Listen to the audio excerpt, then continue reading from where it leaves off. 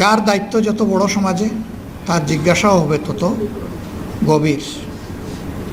এই ভয় যখন একজন মানুষের অন্তরে থাকবে, একজন ওয়ার্ড মেম্বার থেকে শুরু করে পার্লামেন্ট মেম্বার পর্যন্ত, এই চরিত্রের মানুষ যদি দেশের নেতৃত্বে আসেন, তাহলে আলহামদুলিল্লাহ আমরা যে মানবিক সমাজ আশা করি সেই সমাজ প্রতিষ্ঠিত হওয়া সম্ভব।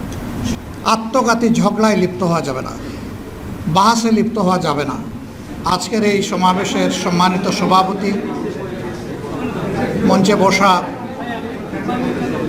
আমার সাময়িক অসুস্থতার পর আল্লাহ তাআলা আবার ক্রমান্বয়ে জাতির সামনে আমাকে আসার তৌফিক দান করছেন, আলহামদুলিল্লাহ। আজকের এই দিনটি আমাদের জন্য অতি আনন্দের। এখানে মিলেমিশে আমরা মুসলমান, হিন্দু, বৌদ্ধ, খ্রিস্টান দশকের পর দশক ধরে বসবাস করে আসছি। দুনিয়ায় সাম্প্রদায়িক সম্প্রীতির যে কয়টি দেশ আছে উল্লেখ করার মতো বাংলাদেশ এই জায়গাটায় বিশেষ স্থান দখল করে আছে এবং একটা সুন্দর সমাজ হিসেবে আমরা সমাজকে পাইনি। কাজে জাতি তো সংকটে আছে। এই সংকটে কোরআন এবং সুন্নাহর আলোকে উলামায়ে কেরাম যদি জাতিকে পথ দেখান, আশা করা যায় যে জাতি পথ পাবে এবং উপকৃত হবে।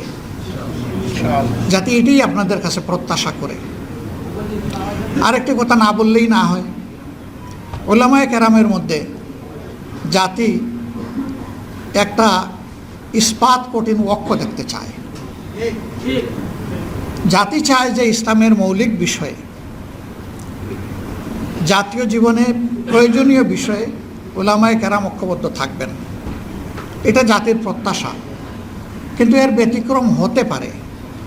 ব্যতিক্রমকে মেনে নিয়ে সহনশীল হতে হবে। পরস্পরের বিরুদ্ধে কোনো ধরনের আত্মঘাতী ঝগড়ায় লিপ্ত হওয়া যাবে না, বাহাসে লিপ্ত হওয়া যাবে না। হ্যাঁ, পরস্পরের প্রতি কল্যাণকামী হয়ে ব্যক্তিগত পর্যায়ে কথা বলবো, মন খুলে কথা বলবো। ওনার বক্তব্যটা শোনার মানসিকতা নিয়েও আমাকে যেতে হবে, শুধু নিজেরটা সমঝানোর জন্য নয়।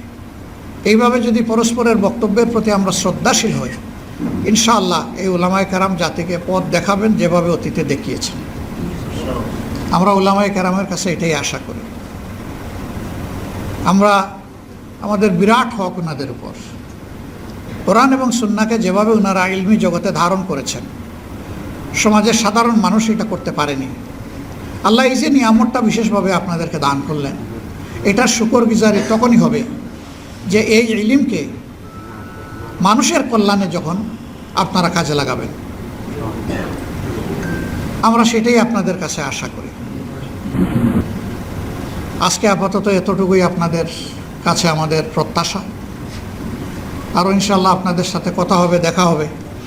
আমরা আশা করব যে আগামীর দিনগুলোতে আপনাদেরই নেতৃত্বে এই জাতি সামনের দিকে এগিয়ে যাবে ইনশাআল্লাহ। উলামায়ে কেরাম শুধুমাত্র মেহরাবে দাঁড়িয়ে নামাজের ইমামতি করবেন, এটুকু আমার এবং আমাদের প্রত্যাশা নয়। আমরা চাই যিনি নামাজের ইমাম তিনি হবেন সমাজেরও ইমাম। নামাজের ইমামের ইমামতিতে যেমন মসজিদের ভিতরে আল্লাহর বিধান অনুযায়ী নামাজ কায়েম করার কারণে শান্তি প্রতিষ্ঠিত হয়েছে, ঠিক এই মুত্তাকি মানুষগুলা যদি সমাজে নেতৃত্ব দেন, তাহলে সমাজেও ইনশাআল্লাহ শান্তি কায়েম হবে। যে মানুষগুলা শুধুমাত্র আল্লাহকে ভয় করে চলবে, জীবনের প্রত্যেকটি ব্যাপারে অধীনস্থ এবং সহকর্মীদের ব্যাপারে ভীত সন্ত্রস্ত থাকবে। আমাকে হুঁশিয়ার করে দেওয়া হয়েছে, কুল্লুকুম রাঈ ওয়া কুল্লুকুম মাসউলুন আলা আন রিআয়াতিহি আন রাঈ, যে তোমরা সকলেই দায়িত্বশীল এবং তোমাদেরকে অবশ্যই আল্লাহ তাআলা কিয়ামতের দিন জিজ্ঞাসা করবেন তোমাদের অধীনস্থদের ব্যাপারে। যার দায়িত্ব যত বড় সমাজে তার জিজ্ঞাসাও হবে তত গভীর। এই ভয় যখন একজন মানুষের অন্তরে থাকবে, একজন ওয়ার্ড মেম্বার থেকে শুরু করে পার্লামেন্ট মেম্বার পর্যন্ত, এই চরিত্রের মানুষ যদি দেশের নেতৃত্বে আসেন, তাহলে আলহামদুলিল্লাহ আমরা যে মানবিক সমাজ আশা করি সেই সমাজ প্রতিষ্ঠিত হওয়া সম্ভব।